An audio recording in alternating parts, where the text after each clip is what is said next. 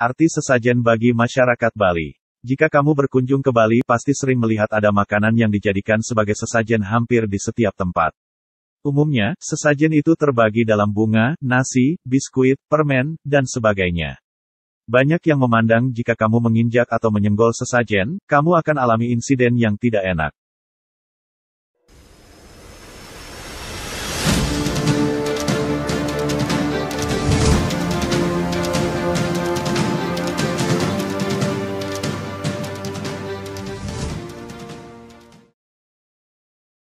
Sesajen atau sajen, atau ada juga yang menyebutnya sesaji, adalah sejenis makanan yang dipersembahkan kepada dewa atau arwah nenek moyang atau juga kepada makhluk gaib penguasa suatu tempat.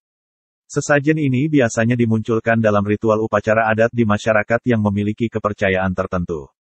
Masyarakat yang melakukan ritual seperti itu meyakini bahwa makanan sesajen yang mereka berikan merupakan bentuk rasa syukur dan ungkapan terima kasih atau bisa juga sebagai sesembahan untuk memohon agar dijauhkan dari bahaya yang biasanya ditujukan kepada makhluk gaib penguasa tempat tersebut.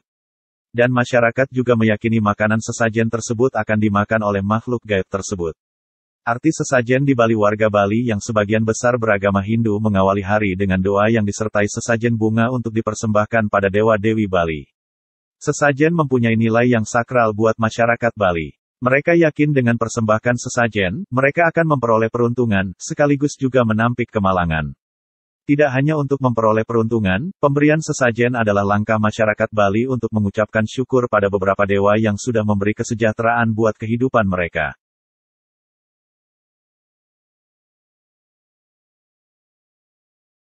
Adat ini telah dikerjakan lama, dapat disebutkan telah datang dari nenek moyang kita yang mempunyai pertimbangan religius. Ada lambang atau siloka di pemberian sesajen, yakni sesajen simpel dipersembahkan tiap hari. Sedang, sesajen spesial disiapkan untuk acara-acara keagamaan khusus. Di pura-pura, sesajen untuk dewa serta roh beberapa leluhur ditempatkan di altar yang tinggi, sedang sesajen untuk roh-roh jahat ditempatkan di bagian fundamen.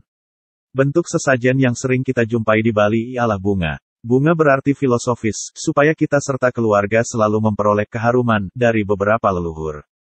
Keharuman adalah majas dari karunia yang banyak dari beberapa leluhur serta bisa mengalir pada keturunan.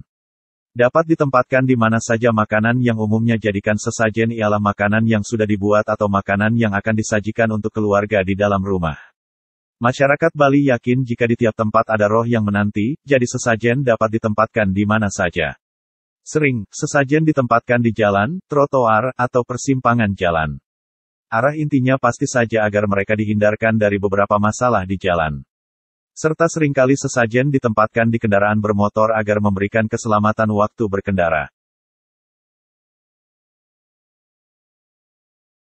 Dalam tempat yang jadikan jadi kebun cari nafkah seringkali ditempatkan sesajen. Contohnya di toko, dengan arah supaya roh atau dewa membuat perlindungan toko itu dari masalah serta datangkan banyak rejeki untuk toko itu. Sedang, sesajen yang ditaruh di muka rumah jadi penghormatan pada roh penunggu rumah supaya rumah terlepas dari musibah. Jangan secara sengaja merusak sesajen ya. Seringkali kita mendengar dan memperingatkan rekan-rekan yang pergi ke Bali agar tidak menginjak atau menyenggol sesajen. Katanya sih kalau diinjak dapat membuat kita alami nahas atau insiden yang tidak enak.